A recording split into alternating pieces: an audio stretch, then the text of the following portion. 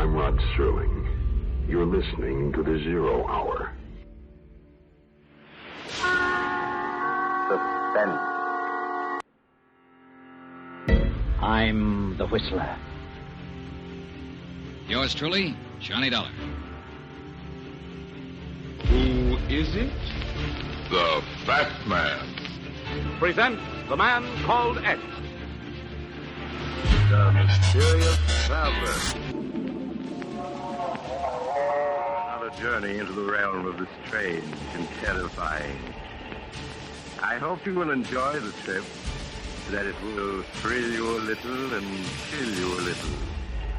So settle back, get a good grip on your nerves. Where are we going? You'll find out when we get there.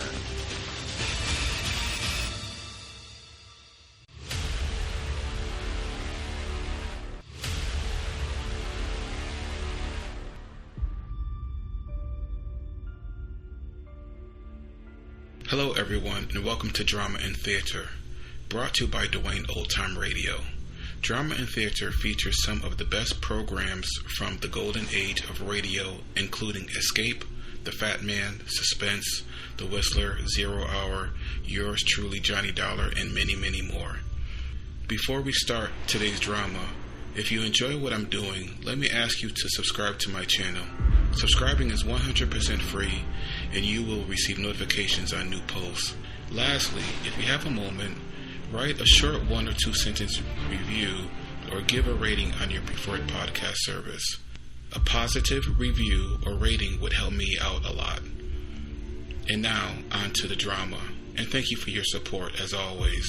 This month we are not going to end with Zero Hour. We are going to end it with Yours Truly, Johnny Dollar.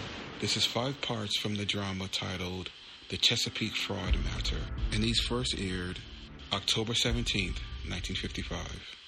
From Hollywood, it's time now for Bob Bailey as Johnny Dollar. Hi.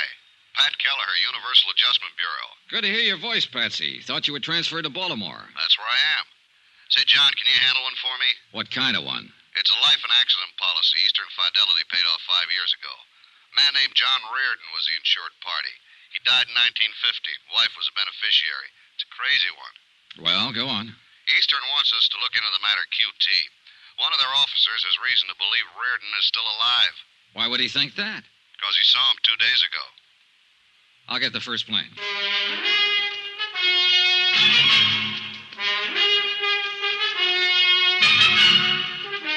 Tonight and every weekday night, Bob Bailey in the transcribed adventures of the man with the action-packed expense account, America's fabulous freelance insurance investigator. Yours truly, Johnny Dollar.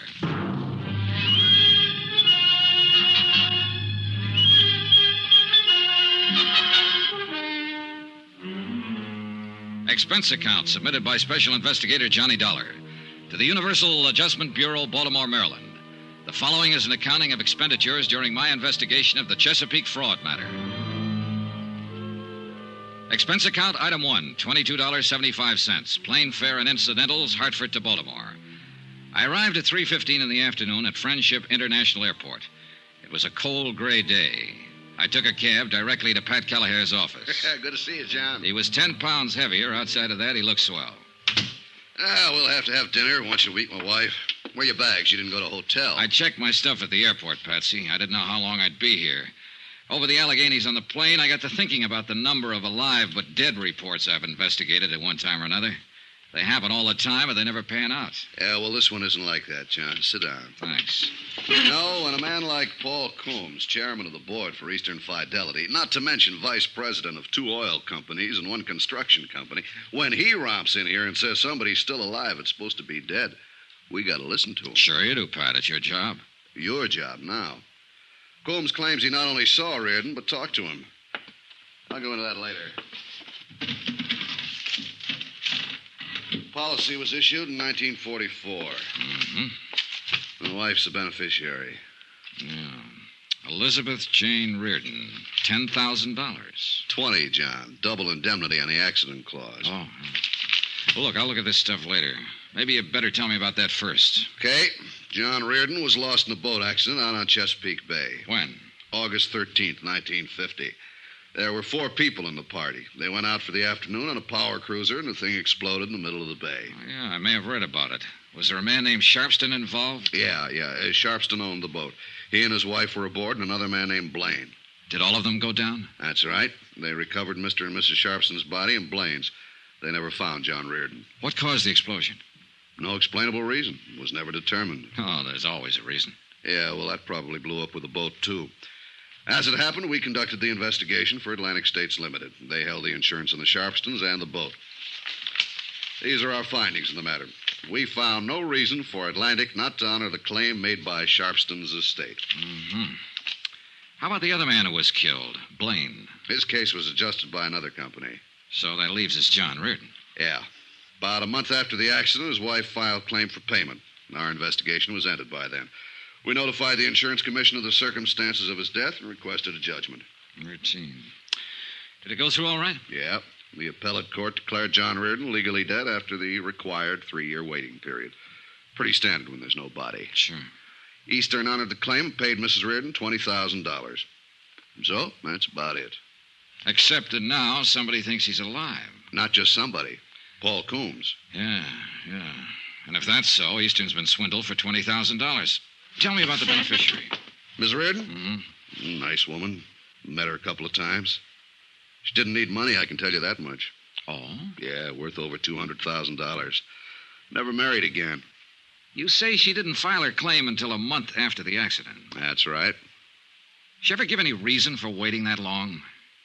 Well, she was pretty broken up about it. The money wasn't important particularly. Maybe she just forgot.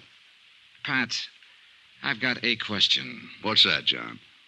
How can you forget $20,000?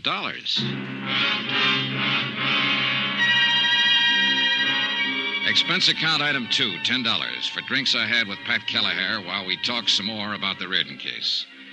At 7 o'clock that night, I had on a fresh shirt and a press suit. They seemed to impress Paul Coombs, vice president, chairman of boards, etc. Dollar? That's right, Mr. Coombs. Universal adjustment. Oh, yes, of course. Come in.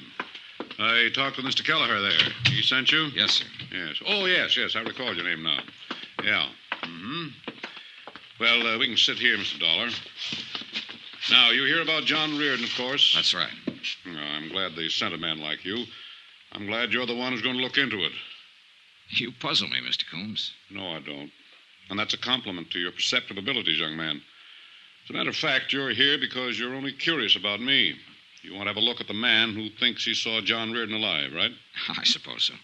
You don't believe he is alive? I didn't say that. I admire your caution.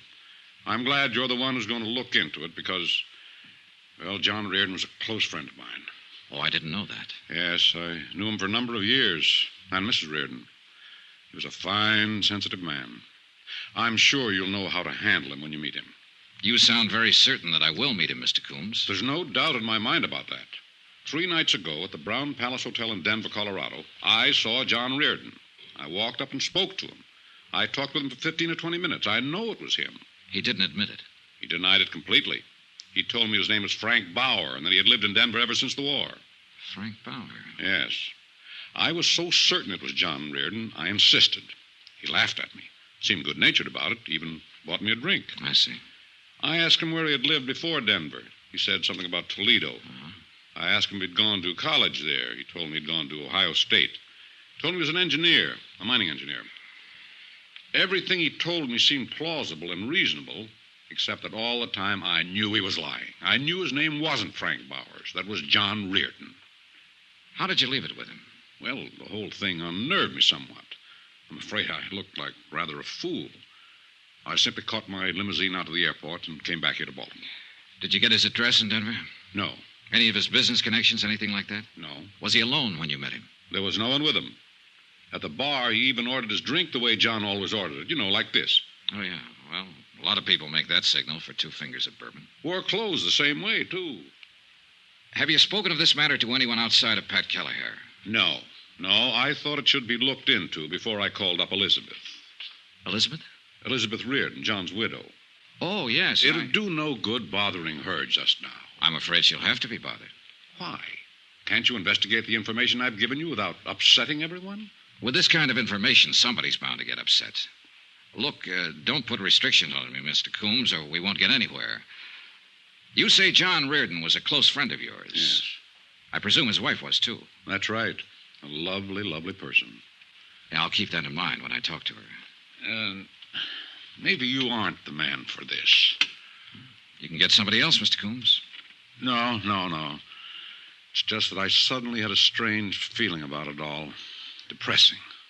If John Reardon is alive, and you seem to be certain of it, then I understand your feeling. How's that? Your friend's party to a $20,000 fraud, not to mention his wife. Possibly he's not as sensitive and she's not as lovely as you thought.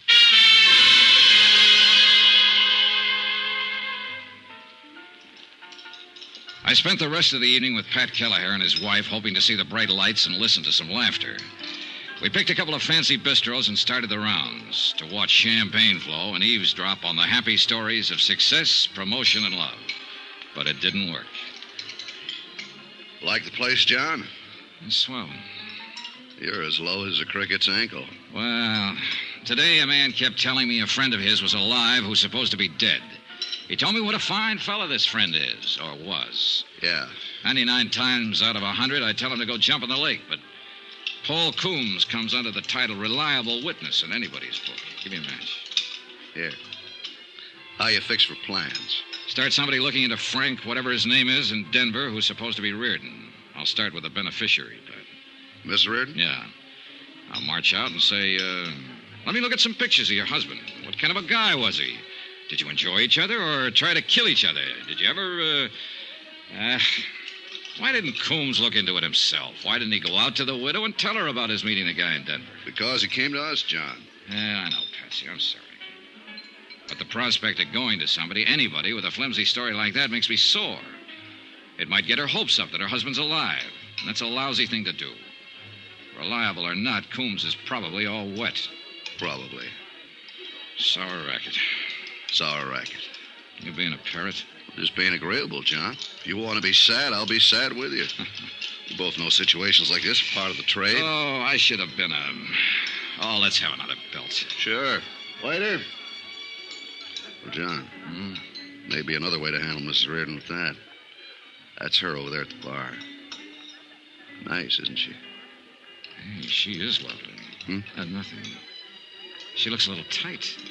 Yeah, well, I hear she gets that way quite a bit these days. Say, John, you want me to introduce you like a friend? It might make it easier. No, I'll handle it myself. Who's with her? Beats me. He's looking for a phone booth. Pat. Yeah? I may be able to find out what I want and not let her know what it's about. You mean right now? I mean right now.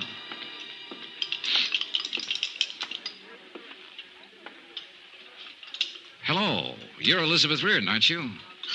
Why, yes. Oh, probably you don't remember me. My name's Johnny Dollar. We met some time ago. I'm afraid I don't remember, Mr. Dollar. I'm in the insurance business. Don't remember? Well, where was it we met? No, I can't remember. May I sit down? Well, I'm expecting someone who'll be back in a minute. Yes. Would you care for a drink? I have this one, thank you. Oh. How's John these days? John? Your husband, Mrs. Reardon. His name is John, isn't it? My husband's been dead nearly 5 years. Oh, I'm sorry to hear that. I mean, it must be... This is very awkward. That's all right. 5 years. I could have sworn it was just 3 years ago I met you and John. In Denver. It couldn't have been. We were never there. Oh, well, pardon me. I sit here making bad conversation with you, and it's very apparent you're distressed. Look, I'm very sorry I upset you. Is there anything I could do? No, Mr. Dollar, you didn't upset me. You look like a very nice person. How long are you going to be in Baltimore? A few more days. Perhaps you'll come out to the house for a drink before you go back. Say tomorrow? Oh, I'd like that, Mrs. Reardon. You can call me. I'm in the book. Mrs. John Reardon? Yes. I will. Again, I'm sorry that I brought Do me a favor, Mr. Dollar. When you come to my house for a drink, call me Elizabeth. And please, don't mention my husband's name. I'd appreciate it very much if I never heard it again.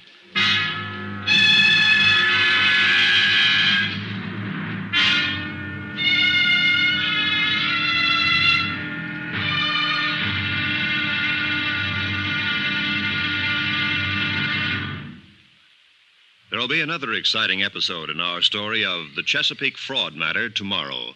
Tomorrow, a little talk to a widow who might not be a widow at all. And a strong feeling that a smile can sometimes be more dangerous than a gun. Join us, won't you? Yours truly, Johnny Dollar.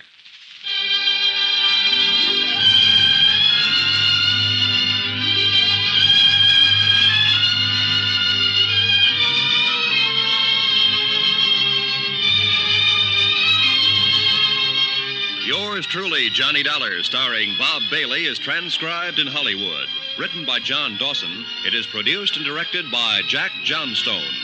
Be sure to join us tomorrow night, same time and station, for the next exciting episode of Yours truly, Johnny Dollar. Roy Rowan speaking.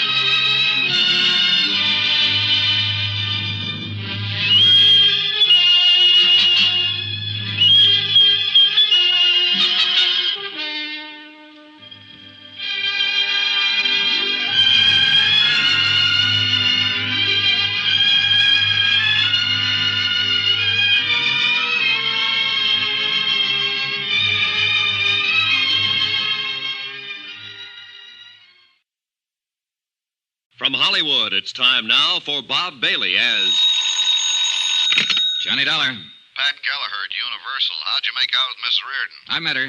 She thinks I'm an insurance broker or something. I told her I knew her husband when he was alive. Industrial hazard lying. Part of the business, John. Did you find out anything that'll help you? I found out she's pretty upset about everything in the world. That's the only report you have for Universal Adjustment Bureau? Oh, she invited me for cocktails. I'm going to call her later this afternoon and keep the date. Maybe I'll get some information then. Cocktails, say? You made out okay. Oh, shut up.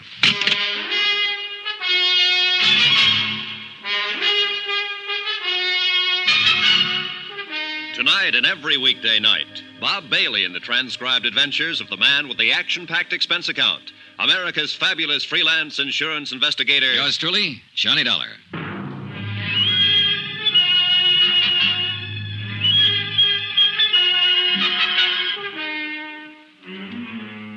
Expense account submitted by Special Investigator Johnny Dollar to the Universal Adjustment Bureau, Baltimore, Maryland.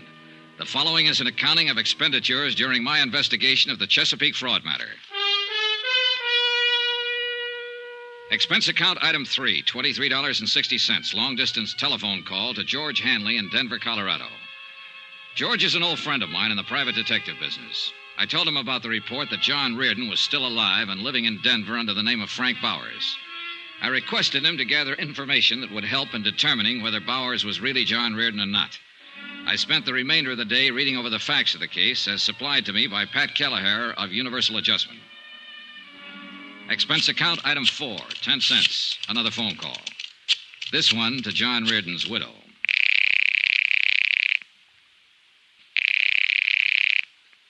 Hello?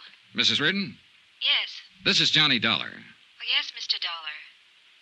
You're the man who used to know John? Yes. I asked you over for a drink. I hope you're coming. What time? 7 would be fine.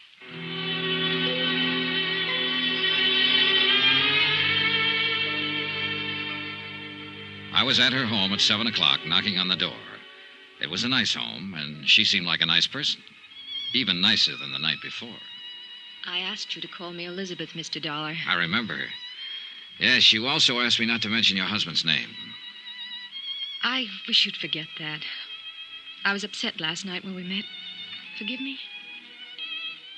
How's your drink? Oh, it's swell.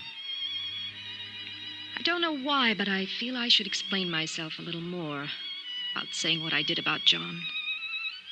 I was very shocked at his death. I suppose I still am, even though it was 5 years ago. It always disturbs me when I'm reminded of it. Yet it's good to be reminded, I suppose. To know that he really is dead. That he won't come through that door anymore. That he won't telephone me from the office or make any plans with me. Does that make sense? I suppose so. We can drink another one. Sometimes things make more sense with a few drinks. Sometimes they don't make any sense at all, Elizabeth. That's right, too, Johnny. You know, I like you. I like you. Tell me about your business. You said insurance? Yes. You're a broker? Well, not exactly. A salesman? No. I'm an investigator. That must be terribly interesting work. I suppose you travel everywhere. Have you ever been to... She had a nice mouth. Soft, frank, wide-open eyes. A couple of times I was on the verge of telling her exactly what I was working on and why I was talking to her. But I didn't. Somehow I felt comfortable in the house. Over the drinks and music, we eventually got around to John Reardon. She told me of their 4 years' marriage that ended with his sudden death. Gave me everything I could possibly want to have.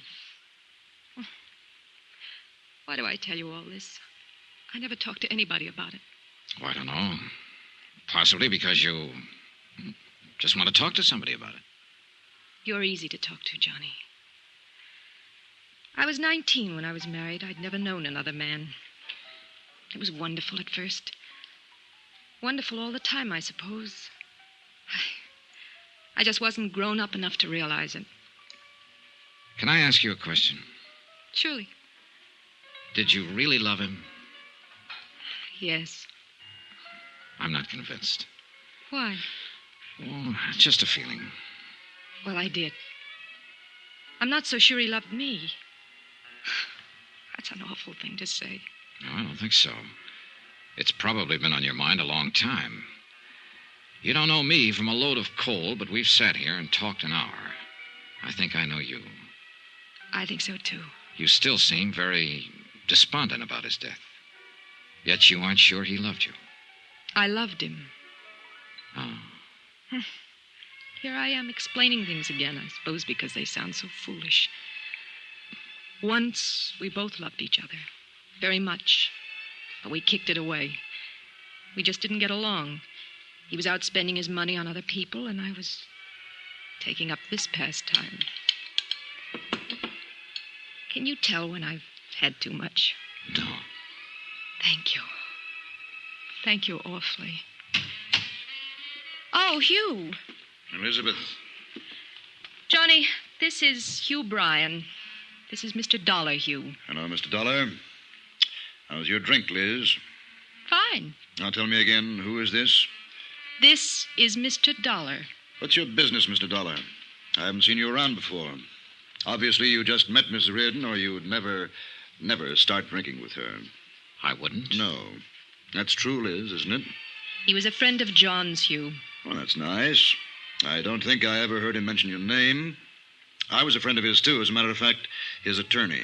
Hugh, you don't have to do this in front of... And since John is no longer here, I've undertaken to look after some of the problems he left behind him, as an old friend would. Elizabeth, say goodnight to Mr. Dollar. Now, look here, Say Hugh... Say goodnight to him. He's just leaving. Maybe it's better right now, Johnny. Good night. Do you want me to leave? She just said it would be better. I'll call you at your hotel. Good night. Good night, Mr. No, you still have something in your glass. Finish your drink. Okay. An old friend of John's. That's good. Very good. It is? She picked you up in a bar last night. I saw her. I was with her. You never knew John Reardon in your life. You have no business being here, and I don't like cheap opportunists invading her home. Evidently, you can talk to her any way you want to, and she'll take it. Why, I don't know. But don't talk to me that way. I don't have to take anything. You were just leaving, weren't you? Hugh Bryan was a large, bristling sort of man with a smooth manner. I didn't like him, and he didn't like me. Expense account item 5, $18. Even cab fares, lunches, etc., in and about Chesapeake Bay, talking to the principals connected with the boat explosion death of John Reardon. One of these was Lieutenant Jack Halverson, United States Coast Guard. You want some coffee? If I have to go out in that wind to get it, no. Make it right here for just such occasions. Just a sec. I'll plug her in. There. Brother, someday. It's nice in the summertime. Now, what can I do for you? Tell me about the boat going down. You made out the report for the Coast Guard. You mean the Sharpston's boat? Yeah. We have a reliable witness who thinks that one of the passengers, a man named John Reardon, didn't go down with it at all, that he's still alive. You said you had my report. Those are the facts. But you picked up 3 bodies. Why not the 4th? Why not Reardon's? Well, we searched the bay for a solid week looking for his body. We used every piece of equipment at our disposal. We did everything we could. But you didn't find him. First you come in here complaining about our weather, now you're mad about the way we were on the Coast Guard. I'm sorry. It's a very lousy-sounding apology. What do you want to find out? How that boat exploded? Why you couldn't find Reardon's body if you found the others? Now, look, if a bunch of rich jerks want to take a high-powered boat out and they don't know the first thing about high-test fuel or engine running, they're doing it at their own risk. That help? Yes, some. I wish you could have put it on the report. That's my ideas, buddy. The report just has the facts. Now, for the other, about finding Reardon, I don't know why. He blew up, went down, or drifted out to sea. If his body had been in the bay, we'd found it. Was there a chance he might have survived and been rescued? All we had left of the boat was pieces of wreckage, and if he was rescued, it was never reported, and I wouldn't know about that. Could that have happened? Sure. I could be an admiral tomorrow, too. It was 4 o'clock in the afternoon when I got to Elizabeth Reardon's house. You? Hello, Mr. Bryan. Is Mrs. Reardon in? No. Then I'll wait. It's important that I see her. I thought I made it clear to you last night I didn't want her being molested. You did make it clear and cruel, Mr. Bryan. Now, I'm here Any business for her comes to me first. I'm an insurance investigator. I know that. She told me. But she didn't tell you because she didn't know, and I didn't want her to know, that I'm working on a case that involves her. What? I have a report that her husband might still be alive. Come in, Mr. Dollar. I'll have to admit that Hugh Bryan's concern was as genuine as his surprise. He led me into the house and we sat at the bar. Only this time, no one had a drink. He listened while I told him about the report of Paul Coombs, that John Reardon was living in Denver under the name of Frank Bowers. Do you think there's any truth to it? It doesn't matter what I think, Mr. Bryan. I have to investigate it. Yes, of course. And if he were alive, it'd be the best thing in the world. Would it? Of course. She's been lost without him all these years. She needs him, Mr. Dollar. She always needed him. This little bit of drinking has been going on too long. These tearful little episodes with one man or another. Oh, yes, I mistook you for one of those last night. I apologize for that sincerely. Actually, Mr. Dollar, she's been quite a task. Uh-huh. Well, maybe I better talk to her now. Do you have to? There's certain information I'd like to get. I think she's the only one who can give it to me. You'll have to tell her about the report? Yes. And there's probably so much talk. But it'll give her a terrible kind of hope. All right, I'll get her. Oh, you'd better mix one for her. She'll need it. Wait a minute. Yeah? I need vital statistics on Reardon. Pictures, handwriting samples, everything. Could you help me gather them? I'll do anything I can. Well, then there's no need to bother her, is there? You're a gentleman, Mr. Dollar. I don't know why. I do. You don't want to hurt her any more than I do. An hour later, I was back in my hotel room. The next day, I had an appointment to meet Hugh Bryan and get all the material I had asked for. I was more depressed than ever about the case. About then, the phone rang. Johnny Dollar. Johnny? Yes. This is Elizabeth Reardon. Please don't look for him. What? Just forget it. Did Hugh Bryan tell you what I was about? I overheard you two talking. Don't bother with it. John's dead, and that's that. Promise me. Promise you won't do anything else. I'm sorry, Elizabeth. I have to investigate it. Johnny, is that final? I'm sorry. I don't have any choice. Elizabeth? Elizabeth!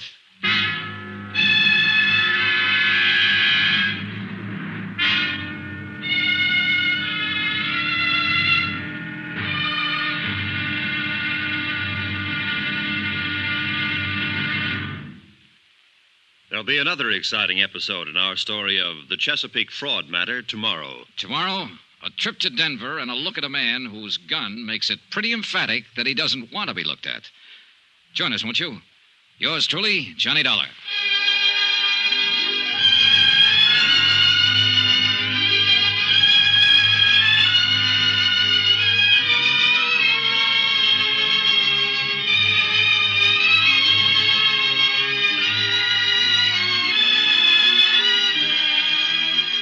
Yours truly, Johnny Dollar, starring Bob Bailey, is transcribed in Hollywood.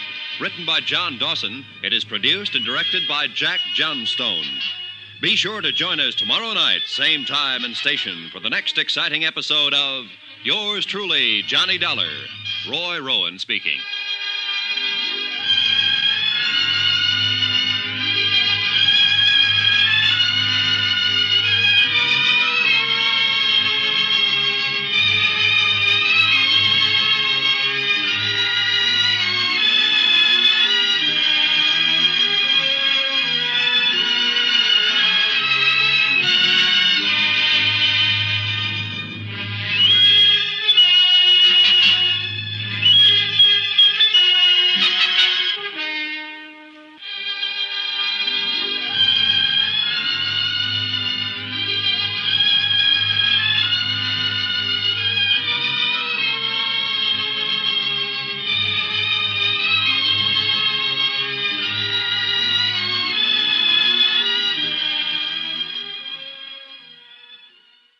From Hollywood, it's time now for Bob Bailey as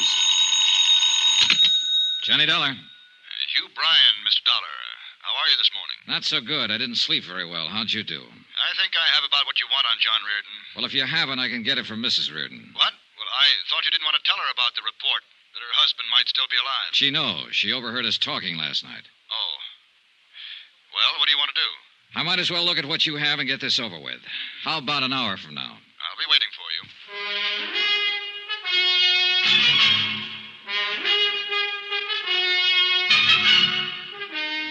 Tonight and every weekday night, Bob Bailey in the transcribed adventures of the man with the action-packed expense account, America's fabulous freelance insurance investigator. Yours truly, Johnny Dollar.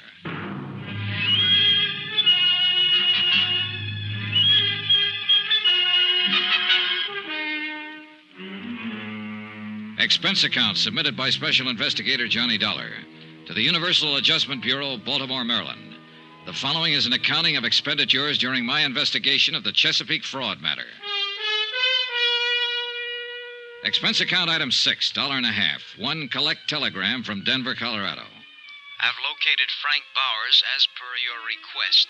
Cursory investigation discloses little evidence that would lead me to believe he might be the John Reardon of Baltimore. Looks like a ham bone to me, Johnny. What do I do now? Signed, George Hanley Investigations Incorporated, Denver, Colorado. Item 7, $2. Same thing. Telegram from me. Things are about the same way here. Sit tight. I'll see you in a day or two. Love, Johnny. Once the telegrams were out of the way, I walked 3 blocks from my hotel to the office building of Hugh Bryan. It was an impressive place full of lawyers and doctors. Hugh Bryan looked a little haggard when I saw him. It took me a while to get all this together. Half the night. There wasn't that big a rush. Oh, get it out of the way. The sooner you have what you need, the sooner you can make sure, and the sooner I won't worry about it anymore. Did you talk to Elizabeth yet today? No, just last night. Oh, I thought maybe she might have called you this morning. I'm so sorry for that girl. Well, don't feel too bad, Mr. Bryan. We both did everything we could to keep the report that her husband might be alive from her. Awkward as it was. Yes, I know. I still don't understand it, I guess. Well, a man named Coombs, an insurance official, thinks he saw Reardon in Denver last week using the name Frank Bowers. He's sure that Bowers was Reardon. If he turns out to be Reardon, the insurance company's been taken for $20,000 they paid to Elizabeth Reardon, just to set you straight. That'd make Elizabeth party to a fraud. And John. Lord knows that's silly. Well, silly or not. Yes. Well, here's what I have. Now, this is one of the last pictures taken of John Reardon. Mm-hmm. Have the negatives? Yes. Here. And these are some vital statistics on him. The physical part I got from his doctor. Mm-hmm. He stood an examination about a month before the accident. This the doctor's name here? Yes. Now, these other things are in his background and education. Here, a copy of his marriage license, birth certificate. How did you get hold of these things? Well, I handled a lot of business for John, filed a lot of his papers for him. These were just packed away. It took a while to find them. Hey. Hmm? A copy of his fingerprints? Oh, would those help? More than any of this other stuff. Fingerprints aren't standard papers in anybody's file. Before John went in the Army, he did some engineering work for the proving grounds in Aberdeen. Oh. He was fingerprinted there. It was a gag at the time. He had a set of his own blown up and put on the wall in a picture frame. You know, just a joke. Yeah. I dug them out of his personal things. Now then, here's a copy of his financial records, tax returns and whatnot. I spent about an hour in Hugh Bryan's office going over material that would help me in the investigation. The pictures and fingerprints were the most helpful items. After I'd finished, I went back to my hotel, packed my bags, and checked out.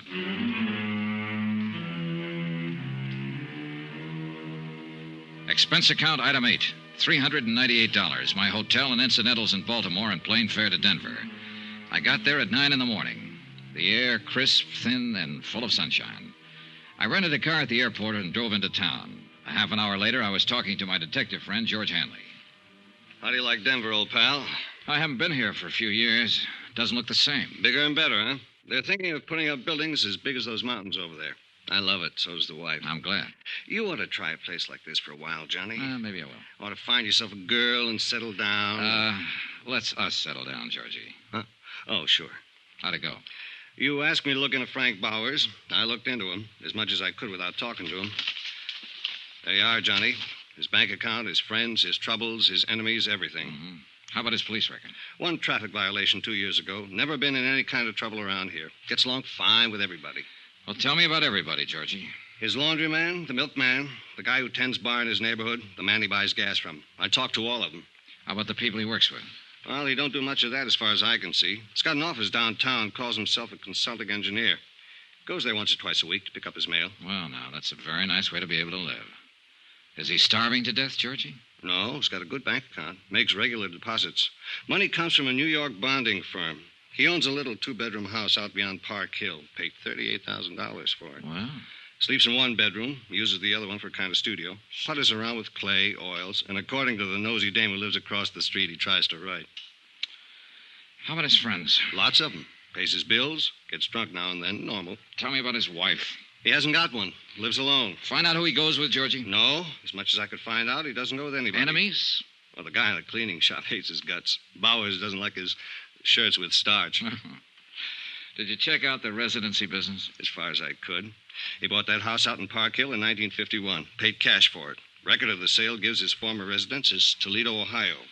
Well, how long has he been a resident here? As near as I can figure, and this is just rough, 4 or 5 years ago, the first financial transaction was the house he bought. The next was a car. He could have been here a long time before that, though. Well, the time element would fit for Reardon. What do you think, Georgie? I think you're probably wasting a lot of money investigating this guy. He doesn't seem like the kind of man who's hiding out from anybody. Here, look at this photo. Is this Frank Bowers? Yeah, I'd say so. 5'11", 170, olive complexion, no scars, no glasses, brown hair, about 35. Could be him from that, yes. This is a picture of John Reardon, and the description is Reardon's. What do you want to do now? Keep on it.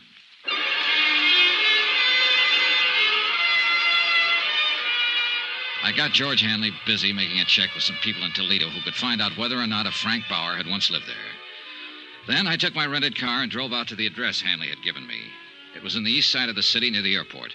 A one-story frame house, a 53 Merc in the driveway. I'm looking for Mr. Frank Bowers.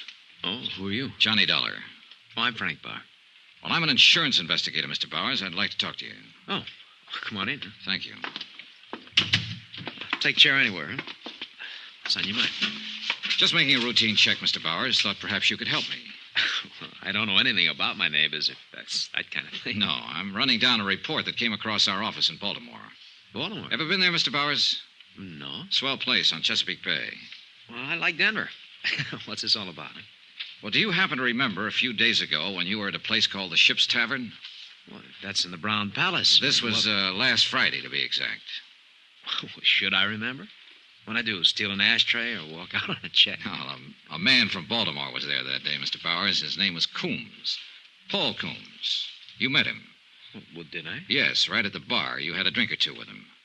Well, I might have. I don't know whether to admit it or not. What are you getting at? I don't understand this. I know it seems confusing. Maybe this will help. Take a look at this. Mm-hmm. Now, you must admit you look a great deal like the man in that picture. Yeah? Yeah, I suppose I do. Well, I'll be darned. Hey, I'd do it that. You know, this could be a picture of me. That's why I'm here, Mr. Bowers. You see, the company I represent insured the man in this picture for quite an amount of money. His name was John Reardon. He was lost in a boat accident in Chesapeake Bay 5 years ago. The Mr. Coombs who met you at the bar here last week thought you were John Reardon. Well, I don't blame him. But I'm not. Close, though. Now, want to smoke? Oh, thanks. Thanks. Sure. Mr. Coombs was a lifelong friend of John Reardon's. I have his sworn statement here about that meeting with you and the certainty of his identity. You do? Yes, right here. Would you like to see it? Well, not particularly. I understand you went to Ohio State. What year did you graduate? I didn't go to Ohio State. Look, what is this, huh? Well, that's what you told Mr. Coombs. It's in the statement. Oh, I remember that bird now. Oh, I might have told him anything, Mr. Dollar. You know, he's one of those inquisitive kind, real sure of himself. Yeah, I remember. Look, don't tell me they sent you all the way out here from Baltimore. They did. And that guy say so? Mm-hmm. That's funny. Did you go to college, Mr. Bowers? What? I'd like to clear up that detail. Did you go to college? Well, yes. I went to Carnegie Tech, 36 through 40. You haven't lived all your life in Colorado, then. Where else have you lived? Look, do you have any right to ask me questions like this? No, but you'll help me a lot if you'll answer them. Well, why not? Okay, I've lived in New York, Pittsburgh, Kansas City, Toledo, around the country. Came here a few years ago with my health. Seemed good for my asthma. Ever been married? Once in 1942. It didn't last long. Oh, what else you want to know? Well, if you're in a hurry, I can come back later. No, it's not that. Well, look, you seem like a nice guy, Dollar, but it just makes me uncomfortable answering these questions of yours. I appreciate the time you've given me already, Mr. Bauer. Please understand it's a matter of establishing identity. But you know who I am. I just told you. That's true. I don't like this business much. Is there any way you can eliminate it? The most positive identification would be from fingerprints. Oh? Now, Mr. Bauer, I'm not so much interested in who you are as in proving that you're not John Reardon.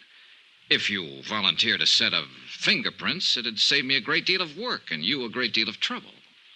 Well, sure, why not?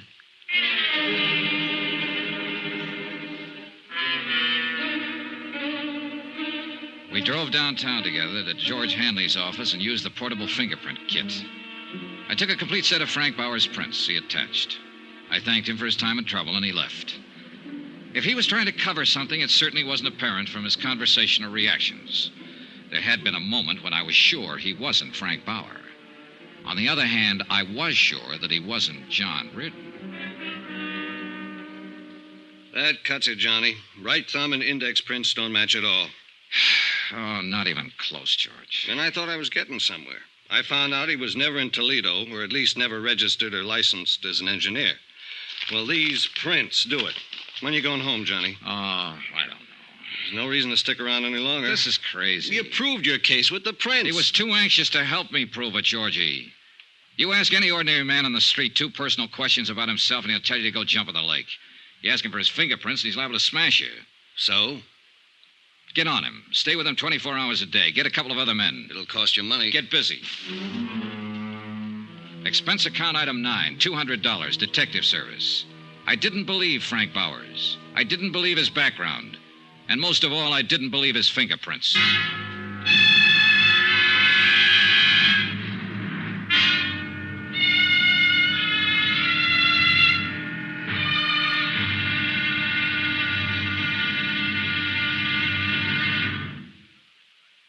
There'll be another exciting episode in our story of the Chesapeake Fraud Matter tomorrow. Tomorrow, another man comes to Denver.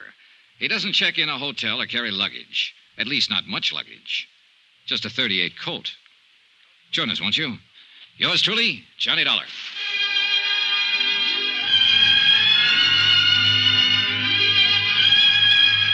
Yours truly, Johnny Dollar, starring Bob Bailey, is transcribed in Hollywood. Written by John Dawson, it is produced and directed by Jack Johnstone. Be sure to join us tomorrow night, same time and station, for the next exciting episode of Yours truly, Johnny Dollar. Roy Rowan speaking.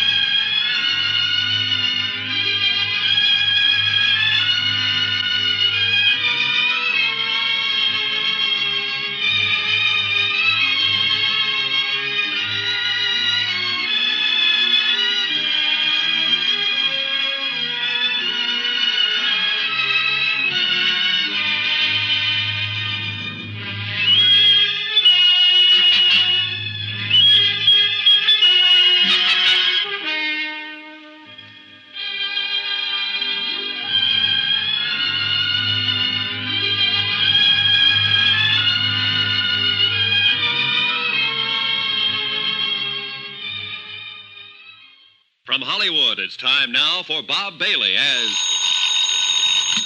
Johnny Dollar. This is Western Union, Mr. Dollar. Message for you from Baltimore, Maryland. Okay, go ahead. Received your air special regarding investigation of the Chesapeake matter. You've proved Frank Bowers of Denver is not John Reardon of Baltimore.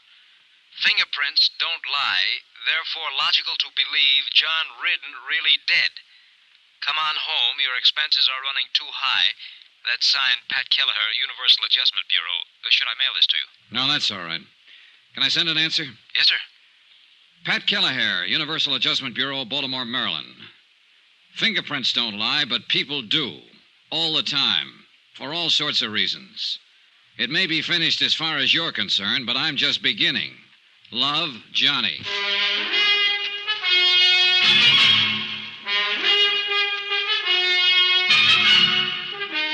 Tonight and every weekday night, Bob Bailey in the transcribed adventures of the man with the action-packed expense account, America's fabulous freelance insurance investigator. Yours truly, Johnny Dollar.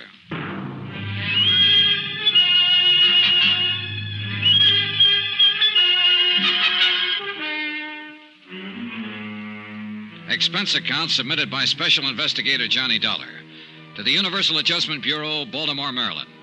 The following is an accounting of expenditures during my investigation of the Chesapeake Fraud Matter. I'd set out to prove that John Reardon had not died back in 1950 in a boat accident on Chesapeake Bay. To prove that he was still very much alive in the person of one Frank Bowers, currently living here in Denver, Colorado. Everything, all I could learn of the man's history, reports from his neighbors, friends, even his fingerprints, everything indicated he really was Frank Bowers. And yet, for some fool reason or other, I wasn't convinced. Expense account continued. Item 10, $63 for one overcoat. Denver can be a very cold city when the wind comes in from the north and it decides to snow. Almost as cold as the damp wind off Chesapeake Bay on a certain day back in 1950. Hi. Hiya, George. How's it going? Well, I watched Bauer's house from 6 last night till 2 this morning. He read a book last night in the living room. He made a phone call, and then he went to bed.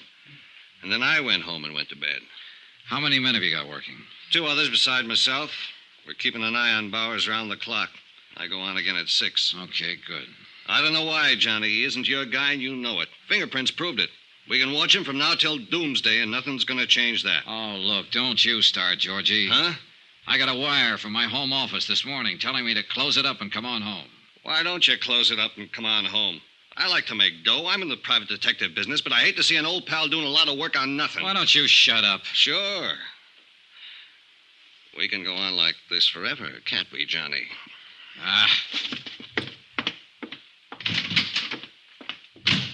Goodbye, Johnny. I walked around the streets of Denver trying to enjoy the sights. But mostly I wasn't enjoying anything. I was thinking about the whole case from beginning to end. And my only reason for hanging on and being stubborn about it was the fact that Frank Bowers had been too anxious to cooperate. Too anxious to help me prove so easily that he was not John Reardon. And then something else happened. He got anxious once more. Yeah? Mr. Dollar, this is Frank Bowers. Oh, hello. You didn't tell me where you were stopping. Phoned everywhere in town. Wondered how you made out. Made out? Yeah, with my fingerprints. Oh, yeah. Well, they don't match at all. Oh, then I'm not your man. Guess not, Mr. Bowers. Well, I was just curious. Didn't hear from you after you took the sample of my prints. Well, that was pretty nice of you to help me out. How can I thank you? Well, you could buy me a drink if you want to. Hey, you're on. All right, meet you at 6 at the Ship's Tavern. It was the voice of a confident man again. An overconfident man. The kind who sandbags in a poker game, who knows about a boat ride and a horse race. And so help me, I knew I was right about him. Expense account, item 11, $14, booze. For Frank Bowers and myself in the Ship's Tavern. The same bar, incidentally, where a week before, a close friend of the deceased John Reardon had run into Bowers and sworn he was John Reardon. When Bowers came in, he was followed by George Hanley, as per my instructions. I saw George pick a stool at the far end of the bar. Well, I suppose you'll be packing up and leaving the old Mile High City pretty quick now, huh? Did I say that, Frank? No, but I just suppose it. You will, won't you? Oh, I haven't decided yet. What do you think I should do? Huh? I said, what do you think I should do? You kidding me? Well, maybe I'm just kidding myself. But you don't seem like the kind of fella you should be, somehow. No, I don't. Huh? No. Now, you were too nice about answering questions when I came out to your house the other day. Too nice about letting me fingerprint you so I could compare the samples with John Reardon's prints. Too nice about calling up and asking how it all came out. Came out bad, thank you. I'm a pretty nice fella. Yeah, that's what the book says. What book? I had a private detective friend make one up on you before I even got here. Friends, enemies, money, and whatnot. All very nice. Of course it is. You know what your trouble is, Dolly? You don't trust anybody. I'm a nice fella, and you don't trust me. You don't believe what you see. I believe the fingerprints don't match, if that's what you mean. You're the bird I don't believe. Hey, should I get sore? If you want to. I'm not gonna. You know why? Because I'm a nice fella. Sure you are. But you ought to get mad when a man calls you a liar. Oh, you didn't call me a liar. I meant to. You're a liar. You know what? I'm not a nice fella all the time. I'd kind of like to hit you in the face or something right now. You're needling me. Am I? Uh-huh. I think I better call up a girl I know, see what she's doing for dinner. Well, see if she's got a friend. No, you're too nasty, friend. You sit tight. Order me a drink. I'll be back in a jiffy. He's a little drunk. Sure he is, George. He's also worried. Any particular reason for getting him that way, Johnny? Yes, he's using the booth in the lobby. Scoot out there and see if you can get a line on who he might be calling. Right. A long 10 minutes later, Frank Bowers came back to the bar. He was weaving a little when he got on the stool next to me. George Hanley followed him back inside and took his place at the end of the bar again. She's busy. Took her a long time to tell you that. She's a girl who takes a long time with everything. Oh, what's her name? Huh? What's her name? The girl you just called. Oh, Rita. Rita. Well, here's to Rita. Come on, drink up. You might have to eat with me. I don't want to drink to Rita, and I don't want to have dinner with you. What do you think of that? Huh? I thought you were a nice fella. Remember? God bless. Hold on. Hey! Johnny, you may have something with this bird at that. How come, George? That call he just made, long distance to Baltimore. I got that much. He said he'd never been there, didn't know anyone there. Keep an eye on us, Georgie. You betcha, pal.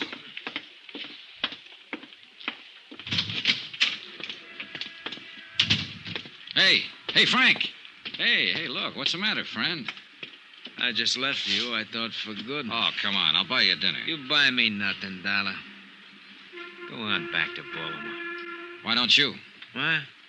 Why don't you go back to Baltimore? What's that supposed to mean? Just what it means.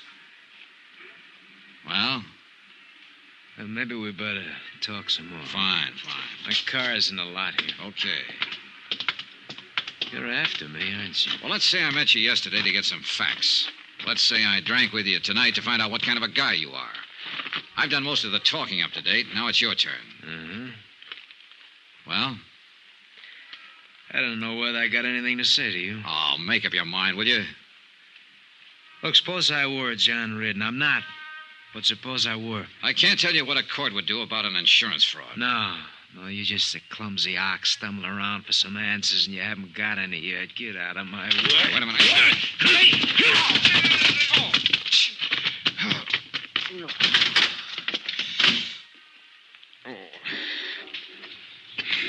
He's a very handy fella. I didn't want to interfere, Johnny. Stay on him. See where he goes, what he does, Georgie. Hurry. You all right, pal? Sure. Hurry. That wasn't all right at all. Frank Bowers was not only big, but fast, and he caught me off guard. I went back through the hotel lobby up to my room and lay down on the bed, and I waited for the phone to ring. Sooner or later, it'd be George Hanley or Frank Bauer's tale reporting some development that had solved the whole case. But the phone didn't ring. Nothing happened. No one phoned, no one came by. I went to sleep about 1 o'clock.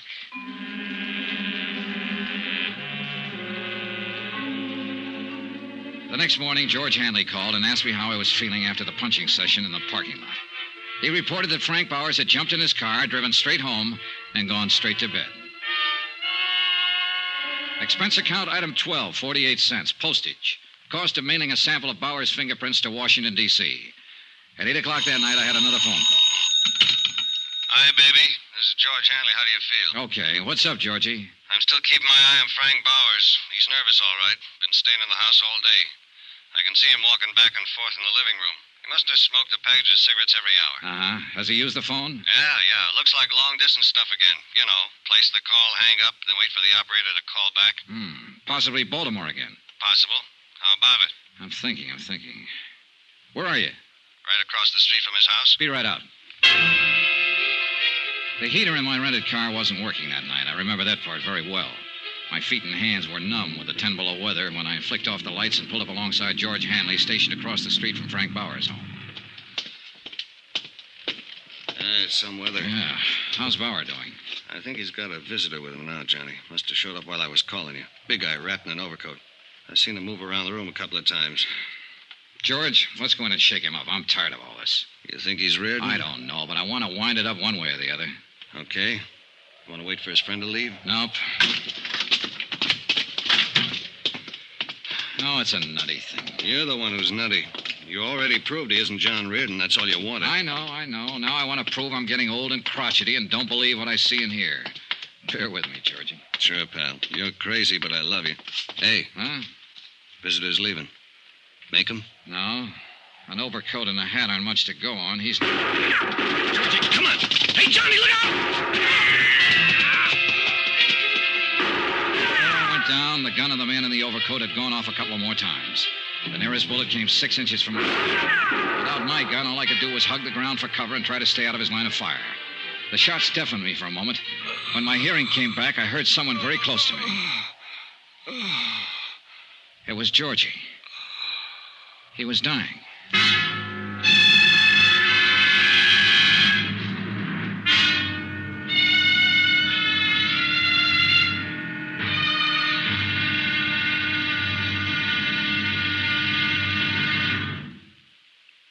There'll be another exciting episode in our story of the Chesapeake Fraud Matter tomorrow. Tomorrow, proof that an insurance case is one thing, murder of a pal is something else. Tomorrow, the wind-up. Join us, won't you? Yours truly, Johnny Dollar.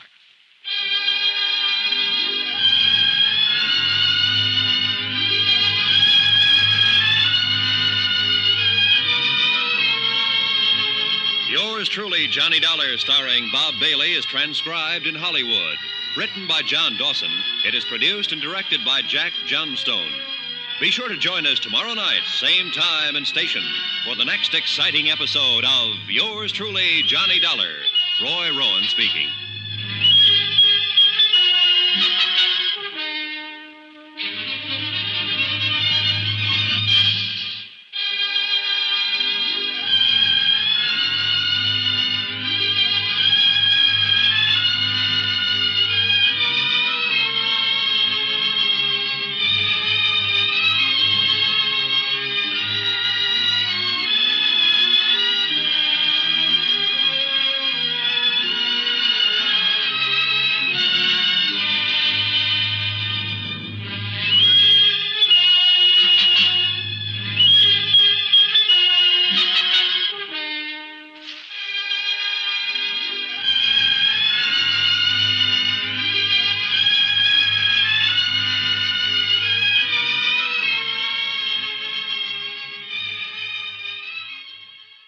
From Hollywood, it's time now for Bob Bailey as...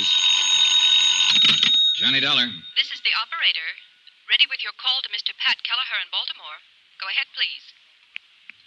Hello? Hello, Pat. I got your wire. What's all this? What happened? We're still trying to find out. The man calling himself Frank Bowers was killed an hour ago. George Hanley, one of the operatives I had watching him, was killed, too.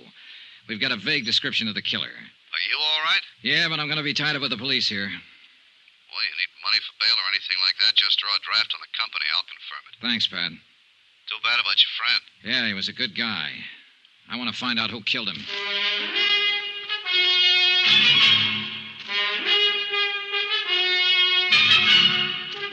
Tonight and every weekday night, Bob Bailey in the transcribed adventures of the man with the action-packed expense account, America's fabulous freelance insurance investigator. Yours truly, Johnny Dollar.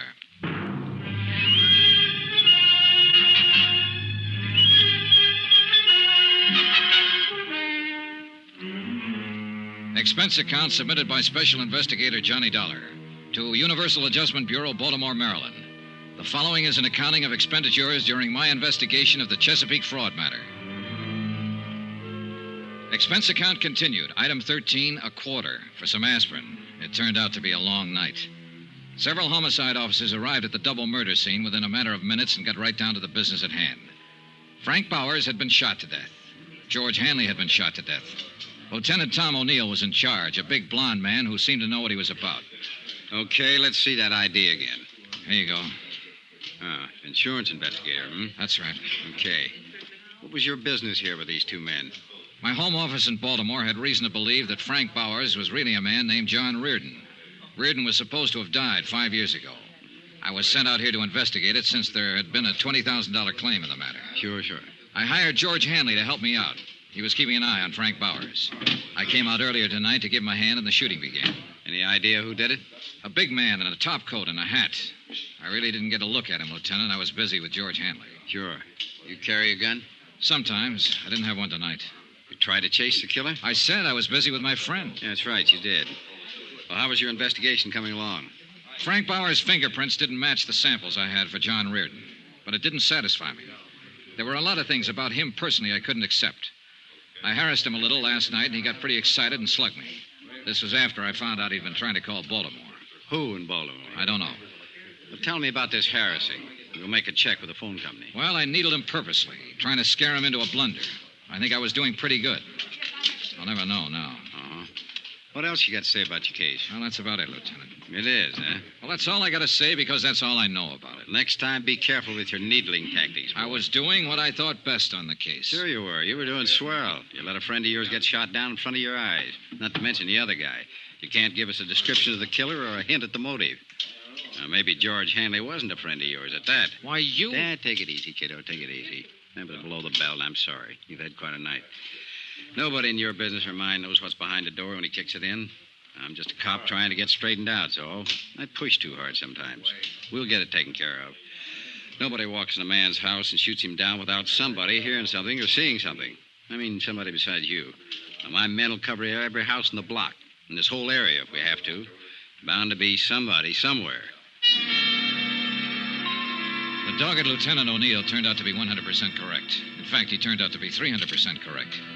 For by 11 o'clock the following morning, his men had located 3 different people who had information about the brutal murders of Frank Bowers and George Hanley. The first was a man named Randall who had lived across the street. He had seen Bowers open his front door and admit the unknown killer. He said he wore glasses. The second was a paper boy who had come to collect while the killer was there. He stated that the killer and Bowers were arguing when he came up to the door. The third witness, a housewife, gave the most important information as to the man's description. He was a good deal taller than Mr. Bowers. How much taller? 3-4 inches at least. I saw him standing in the doorway from here. He had on a brown tweed topcoat. My husband has one just like it. How old would you say he was? 45. Have you ever seen him before? No. Would you know him if you saw him again? Yes, anywhere.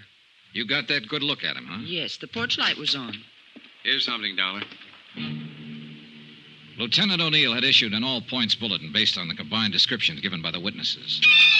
In the meantime, his men had checked the local cab companies and found out that one of the drivers had carried a fare to Frank Bowers' home at 8 o'clock in the evening.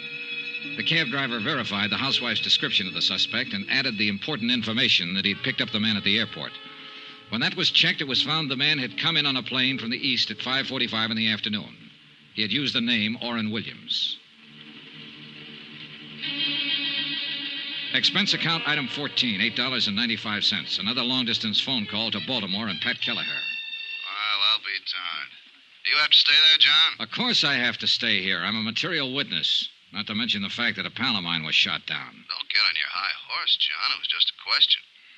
Have any idea what it was all about? Well, at the moment, I'm just sure a guy named Orrin Williams flew in, shot up 2 people, and beat it. If we had Williams, I'd give you the whole thing on a silver platter. You're awfully touchy. Well, this thing has gotten out of hand. Well, I won't press you on it anymore, John. You do what you think is best. As far as the company's concerned, it's really not our business anymore, is it? It's our business until it's cleared up. Well, I mean Bowers. He wasn't John Reardon. Dollar? Hold it, Pat. Yeah? Answer from Washington on your wire. Yeah? Here. Let's see. Pat. Yeah? It is our business after all. Huh? The lieutenant here sent a hurry-up request to Washington on some of Bowers' fingerprints I mailed a couple of days ago. They check out. I don't get it. Bowers was John Reardon. Oh. Well, where'd you get the samples of Reardon's prints that didn't check out? From Hugh Bryan, Reardon's attorney. I better call him. Don't you dare. Don't open your mouth. I'll handle it when I get there. Tell me about this fella, Hugh Bryan. According to the phone company, that's the man Bowers was trying to call in Baltimore. I told him all I knew, and Lieutenant O'Neill listened thoughtfully. It became apparent from that point on, since Bowers' true identity had been established through Army records, that the bulk of the case could be concluded not in Denver, but in Baltimore. Expense account item 16, $216, plane fare and incidentals, Denver to Baltimore.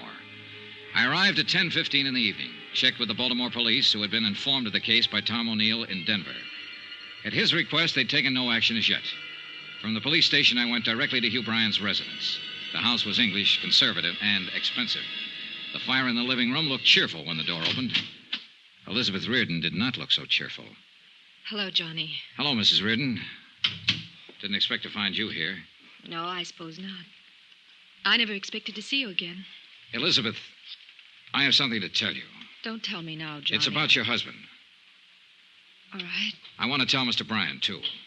He's upstairs in his study. Wait. Look, I've done what I thought best about all this, and I'm trying to do what's best now. It doesn't make any difference, Johnny. I'm a married woman again. Huh? Yes. Hugh and I were married this morning. Excuse me. I walked in and watched John Reardon's widow, alias Frank Bowers' widow, now Hugh Bryan's bride, disappear up a column stairway. The news that she had married Hugh Bryan cleared up some of the small doubts in my mind. When Bryan came back down the stairs with her, he looked anything but the happy bridegroom. Hello, Dollar. You're a late caller. Yeah, I'm sorry about that. Congratulations. Thank you. How did you come out in Denver? Everything okay? No, everything's not okay. Well, what's the matter? Do I have to tell you? I'll run along upstairs, Hugh. It's getting terribly late. All right, dear. Good night, Mr. Dollar. Good night, Mrs. Bryan. There'll be some men out to see you pretty soon, Bryan. Policemen. Oh. Liz, Yes, dear. I think you'll be interested in what Mr. Dollar has to say. What? I don't understand, Hugh. I wasn't in Philadelphia yesterday, Liz. I was in Denver, Colorado. What? I flew there to see John. He's been alive and living there all this time. Hugh. I'm sorry. This is only for her benefit, Dollar. I'll tell it just once. When it gets into court, it'll be different. How did it happen, Bryan? John Reardon didn't die in that boat. No. He was picked up in a bay by a fishing boat on his way to Florida. They didn't have a radio on the fishing boat. The first port they came to was Charleston. John phoned me from there and told me all about it. Now, this was 10 days after we all thought he was dead. That part was all accident. Sure. The rest of it was a little different. Liz, it was his idea. You've got to believe that. What was his idea? Not showing up ever again. Letting everyone think he was really dead. Making you a widow. I don't believe it. He hated his life here. Yes, everything about it. He was in debt right up to his ears. Of course, there was your money, but I flew down to Charleston to talk to him. He was like a crazy man, kept saying there was a way out. I didn't know what he meant at first. Then he came right out and said it was his chance to get away from all the things he hated. He knew how I felt about you then, how I feel about you now. He said I could have you for a price. What was the price? Those checks he got every week from a New York bonding concern? Yes. What did they come to? $25,000 a year, regular weekly payments. I could afford it. I could afford anything for you, Liz. Did he come right out and tell you he hated me? He just said he wanted to get away from everything. And it went that way for 5 years. I believe I asked you to marry me every 6 months. Yes. But that didn't work out either. And then, one day, along came Johnny Dollar. How does it feel to be so efficient, Mr. Dollar? We don't have to go into that, do we? No. I'll admit you did everything to throw me off. And it threw me off. Especially the fingerprints you provided. Didn't John Reardon insist his name was Frank Bowers and do everything he could to make you believe that was true? He did too much to make me think it was true. Where is he now? Where's John? He's dead, Mrs. Bryan. Oh. Truly dead now. He was shot to death last night by Mr. Bryan. Mr. Bryan also shot a friend of mine, didn't you, Bryan? Yes. John got scared, called me, said he was going to tell everything to Dollar, blow the whole thing. Hugh. All I wanted out of this was you, Liz. He didn't want you. I did. Last week you decided to marry me. It took you 5 years to do that.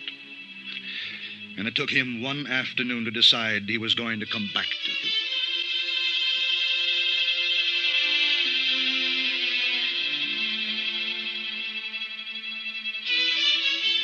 The proof that John Reardon's widow is guilty or not guilty of a fraudulent insurance claim is a matter for Eastern Fidelity to decide. The matter of Hugh Bryan and 2 murders is a matter for the courts.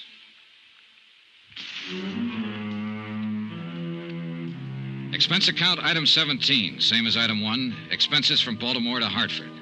Item 18, $89 even, car rentals, miscellaneous, etc. Expense account total, $1,124.98. Yours truly, Johnny Dollar.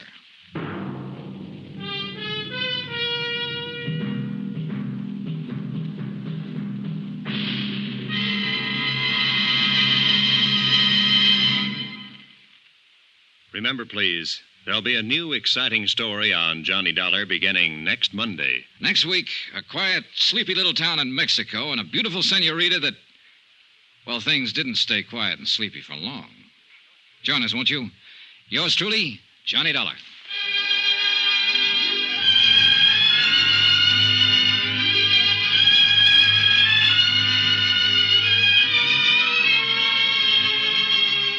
Yours truly, Johnny Dollar, starring Bob Bailey, is transcribed in Hollywood.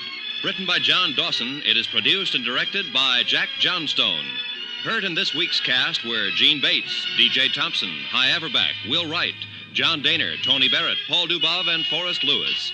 Be sure to join us on Monday night, same time and station, for another exciting story of yours truly, Johnny Dollar. Roy Rowan speaking.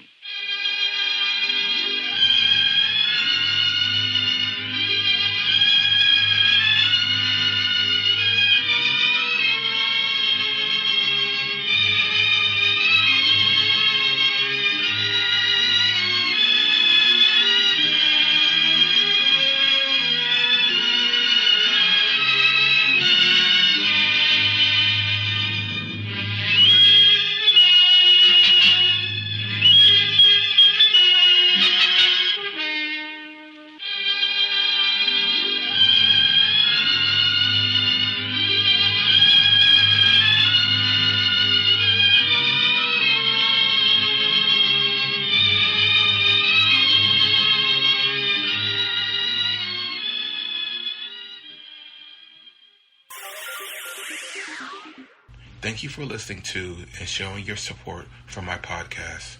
If you would like to receive notifications of when new episodes are posted, please subscribe to my channel. Subscriptions are 100% free, and they really help me get an idea of how I'm doing. Well, hope you enjoyed, and until next time, stay safe, wish you well, and as always, peace.